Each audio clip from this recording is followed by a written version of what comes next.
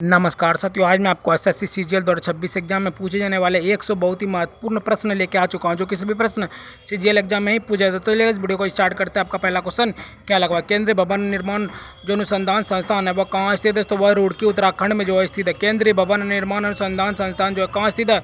रुड़की उत्तराखंड में है। केंद्रीय कांच व मृत्तिका अनुसंधान संस्थान कहाँ स्थित है? तो पश्चिम बंगाल कोलकाता में जो है स्थित है केंद्रीय कांच मृत्तिका अनुसंधान। केंद्रीय यांत्रिकी इंजीनियरिंग अनुसंधान संस्थान कहाँ है? दोस्तों दुर्गापुर पश्चिम बंगाल में केंद्रीय यांत्रिक इंजीनियरिंग अनुसंधान है। भारतीय पुरातत्व सर्वेक्षण का मुख्यालय कहाँ है? नई दिल्ली में पुरातत्व सर्वेक्षण का मुख्यालय। अगला क्वेश्चन की बात करते हैं। 105वां नंबर क्वेश्चन क्या करा दोस्तों? भारतीय राष्ट्रीय राजमार्ग प्राधिकरण NHAI का जो मुख्यालय कहाँ है? नई दिल्ली है। NHAI का मुख्यालय नई दिल्ली। राष्ट्रीय भूभौतिक अनुसंधान संस्थान कहाँ है दोस्तों? हैदराबाद। राष्ट्रीय भूभौतिक अनुसंधान संस्थान कहाँ है दोस्तों? हैदराबाद। दृष्टि विकलांगों हेतु राष्ट्रीय संस्थान कहाँ स्थित है दोस्तों? देहरादून। दृष्टि विकलांगों हेतु राष्ट्रीय जो संस्थान है कहाँ स्थित है? देहरादून। पारिस्थितिकी विज्ञान केंद्र कहाँ है दोस्तों? बेंगलुरु। पारिस्थितिक विज्ञान केंद्र कहाँ है दोस्तों? बेंगलुरु। अगला क्वेश्चन की बात करते हैं। 109 नंबर क्वेश्चन क्या करा दोस्तों? केंद्रीय वन अनुसंधान संस्थान कहाँ है दोस्तों? देहरादून। केंद्रीय वन अनुसंधान संस्थान देहरादून। भारतीय लौह अनुसंधान संस्थान कहाँ है दोस्तों? राष्ट्रीय धातुक्रम प्रयोगशाला जमशेदपुर में जो है लौह अनुसंधान संस्थान है। केंद्रीय खनन एवं ईंधन अनुसंधान संस्थान कहाँ है दोस्तों? धनबाद। केंद्रीय खनन एवं ईंधन अनुसंधान संस्थान धनबाद। भारतीय सुरक्षा प्रेस कहाँ है दोस्तों? नासिक। नासिक महाराष्ट्र में। भारतीय सुरक्षा प्रेस कहाँ है? नासिक महाराष्ट्र। अगला क्वेश्चन की बात करते हैं। 113वां नंबर क्वेश्चन क्या करा दोस्तों? भारतीय सर्वेक्षण विभाग कहाँ स्थित है दोस्तों? देहरादून। भारतीय सर्वेक्षण विभाग कहाँ स्थित है दोस्तों? देहरादून। भारतीय मौसम वेधशाला कहाँ स्थित है? पुणे। भारतीय मौसम वेधशाला कहाँ स्थित है? पुणे महाराष्ट्र। उद्यान एवं वानिकी विश्वविद्यालय कहाँ स्थित है दोस्तों? सोलन हिमाचल प्रदेश। उद्यान एवं वानिकी विश्वविद्यालय कहाँ स्थित है दोस्तों? सोलन हिमाचल प्रदेश। सस्य वानिकी राष्ट्रीय शोध केंद्र कहाँ स्थित है दोस्तों? झांसी उत्तर प्रदेश। सस्य वानिकी राष्ट्रीय शोध केंद्र जो है कहाँ स्थित है? झांसी उत्तर प्रदेश। अगला क्वेश्चन की बात करते हैं। 17वां नंबर क्वेश्चन क्या करें दोस्तों? केंद्रीय शुष्क क्षेत्र अनुसंधान संस्थान कहाँ स्थित है दोस्तों? जोधपुर राजस्थान। केंद्रीय शुष्क क्षेत्र अनुसंधान संस्थान कहाँ स्थित है दोस्तों? जोधपुर राजस्थान। केंद्रीय उपोषण बागवानी संस्थान कहाँ स्थित है दोस्तों? लखनऊ। केंद्रीय उपोषण बागवानी संस्थान कहाँ स्थित है दोस्तों? लखनऊ उत्तर प्रदेश में है। भारतीय हीरा संस्थान कहाँ स्थित है दोस्तों? सूरत गुजरात। भारतीय हीरा संस्थान जो है कहाँ स्थित है? सूरत गुजरात में। राष्ट्रीय वनस्पतिक अनुसंधान संस्थान कहाँ स्थित है दोस्तों? लखनऊ। राष्ट्रीय वनस्पतिक अनुसंधान संस्थान जो स्थित है लखनऊ में है। अगला क्वेश्चन की बात करते हैं। 121वां नंबर क्वेश्चन क्या करा है दोस्तों? भारत को कितने भूकंपीय जोखिम क्षेत्रों में विभाजित किया गया है? 4।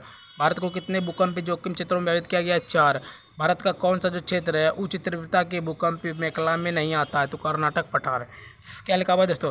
भारत का जो कौन सा क्षेत्र है उच्च तीव्रता के भूकंपीय मेखला में नहीं आता है? तो कर्नाटक पठार।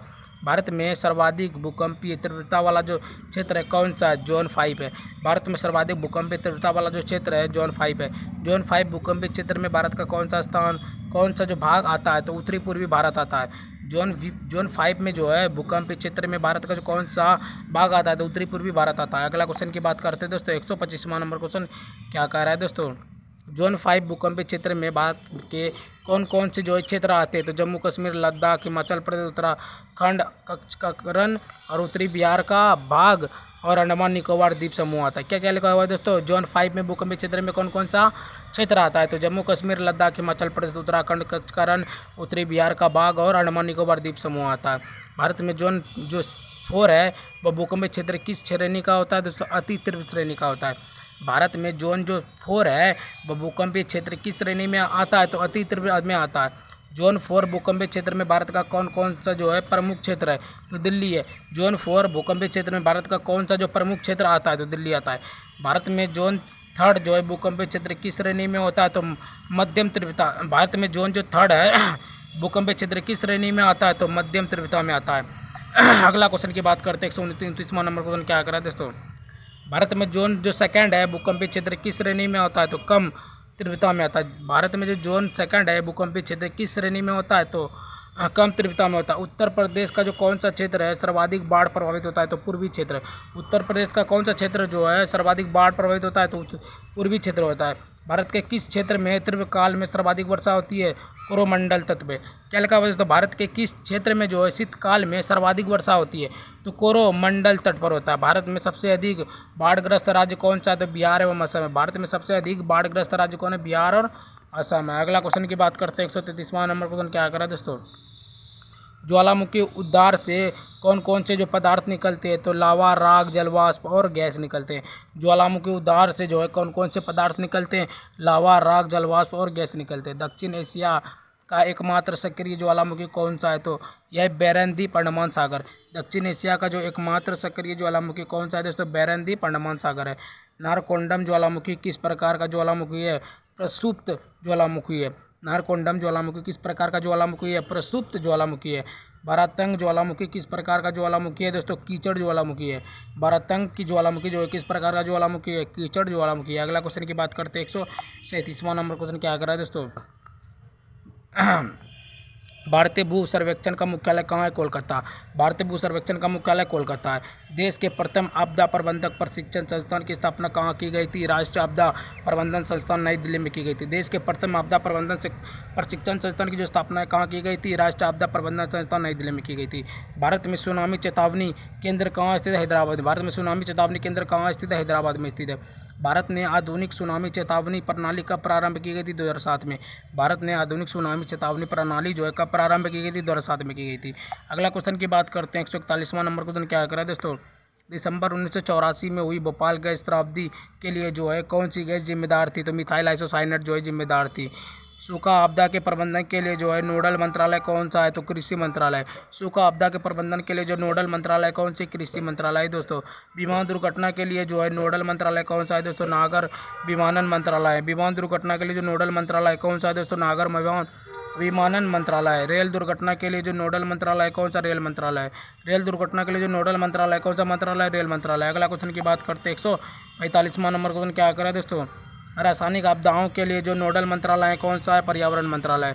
रासायनिक आपदाओं के लिए जो नोडल मंत्रालय है वह दोस्तों पर्यावरण मंत्रालय। जैविक आपदाओं के लिए जो नोडल मंत्रालय कौन सा है दोस्तों, स्वास्थ्य मंत्रालय। जैविक आपदाओं के लिए जो नोडल मंत्रालय है वह दोस्तों स्वास्थ्य मंत्रालय। नाभिक दुर्घटनाओं के लिए जो नोडल मंत्रालय कौन सा है दोस्तों, परमाणु ऊर्जा विभाग। नाभिक दुर्घटनाओं के लिए जो नोडल मंत्रालय है वह दोस्तों परमाणु ऊर्जा विभाग है। भारतीय वन प्रबंधन संस्थान IIFM की जो स्थापना है कब की गई, तो 1982। IIFM की जो स्थापना 1982 में। अगला क्वेश्चन की बात करते हैं 149वां नंबर क्वेश्चन क्या कह रहा है। भारतीय वन प्रबंधन संस्थान कहाँ स्थित है दोस्तों, भोपाल। भारतीय वन प्रबंधन संस्थान भोपाल।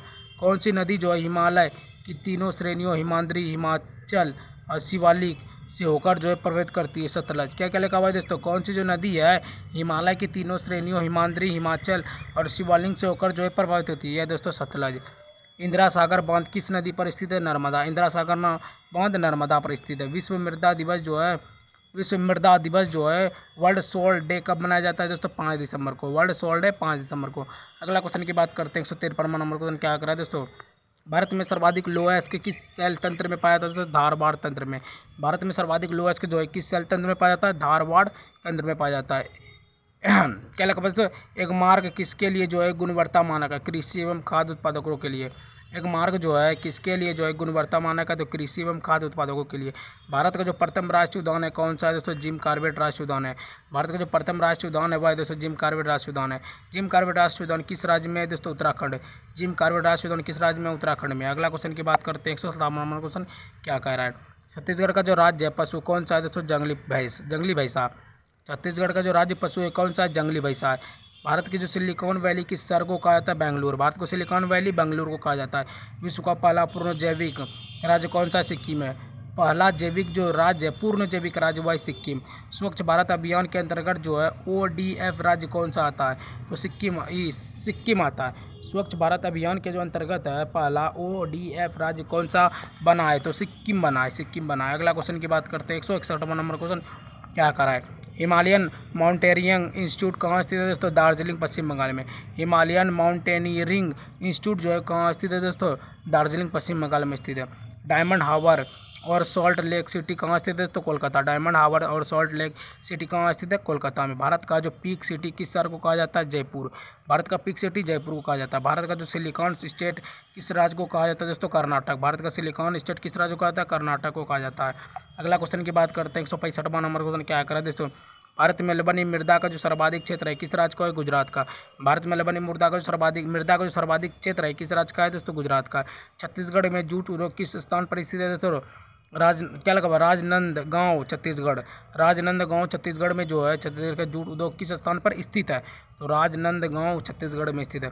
मणिपुर की जो लोकटक झील में तैरते द्वीपों को जो क्या कहा जाता है? तो फुमडिस कहा जाता है, फुमडिस। मणिपुर की लोकटक झील में जो तैरते द्वीपों को क्या कहा जाता है? फुमडिस कहा जाता है। भारत में गौड़ जनजाति की जो सर्वाधिक जनसंख्या है किस राज्य में? मध्य प्रदेश में।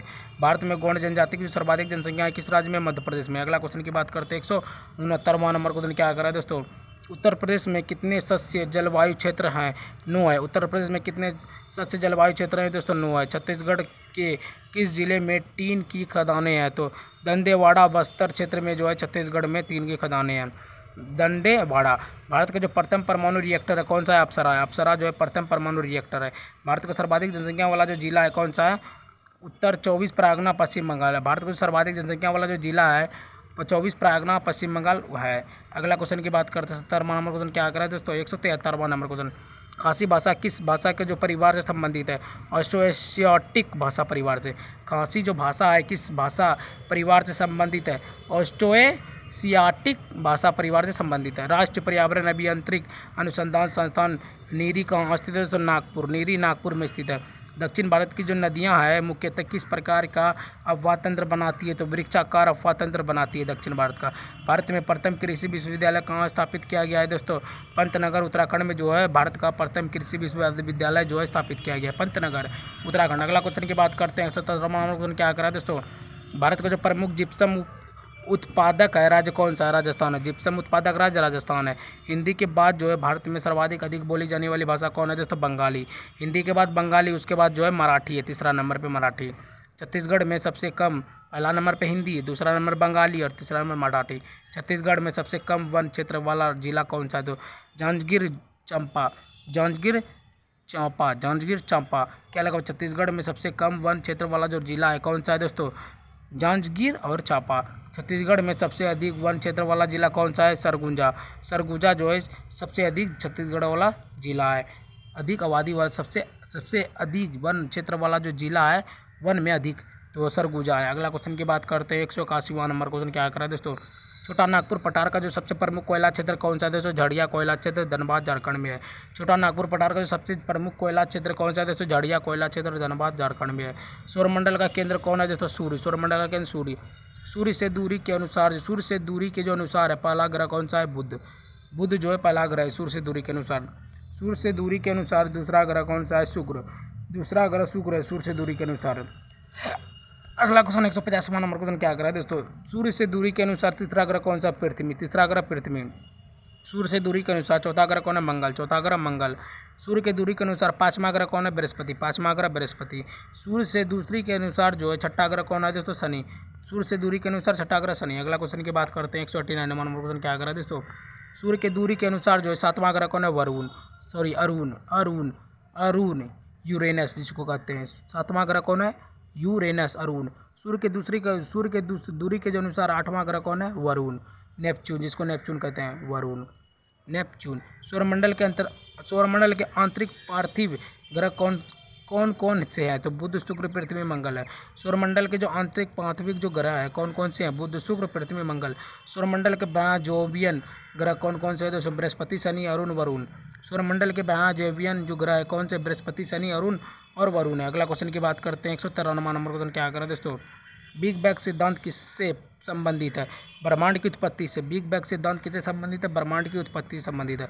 बिग बैंग सिद्धांत के अनुसार जो है ब्रह्मांड की उत्पत्ति कब हुई थी? तो लगभग 13.8 अरब वर्ष पूर्व हुई थी। बिग बैंग सिद्धांत के जो अनुसार है ब्रह्मांड की जो उत्पत्ति है कब हुई थी? तो लगभग 13.8 अरब वर्ष पूर्व हुई थी। तो बिग बैंग सिद्धांत का जो प्रतिपादन है किसने किया था? George Lemaître. क्या लिखा हुआ है? लेमेत्रे। बिग बैंग सिद्धांत का जो प्रतिपादन है किसने किया? George Lemaître. पृथ्वी के सबसे निकट का जो तारा है कौन सा है? सूर्य। पृथ्वी के सबसे निकट का तारा सूर्य। अगला क्वेश्चन की बात करते हैं 197वां नंबर क्वेश्चन क्या करा है दोस्तों? हमारी आकाशगंगा गैलेक्सी का नाम क्या है दोस्तों? दूध मेघला, मिल्की वे। हमारी आकाशगंगा गैलेक्सी वे का जो नाम है वह मिल्की वे। मिल्की वे। दूध मेखला आकाशगंगा का आकार कैसा है? तो सर्पिल आकार है दूध मेखला का आकाशगंगा आकार। आधुनिक खगोल शास्त्र का जनक किसे कहा जाता है दोस्तों? निकोलस कोपरनिकस को आधुनिक खगोल शास्त्र का जनक कहा जाता है। पृथ्वी गोलाकार है, यह सर्वप्रथम किसने बताया? तो पाइथागोरस ने यह बताया कि पृथ्वी गोलाकार है। तो दोस्तों आज मैंने आपको 100 बहुत ही महत्वपूर्ण प्रश्न बतला दिए। सभी प्रश्न एसएससी सीजीएल एग्जाम में पूछे जाने वाले बहुत ही महत्वपूर्ण प्रश्न थे। अगर गाइस आप लोगों को वीडियो थोड़ा सा अच्छा लगा तो वीडियो को लाइक सब्सक्राइब शेयर एक प्यारा सा कमेंट जरूर करना ताकि अगला वीडियो आप तक पहुंच सके। ठीक है गाइस, मिलते हैं किसी और नए वीडियो के साथ। तब तक के लिए बाय बाय, जय हिंद, जय भारत।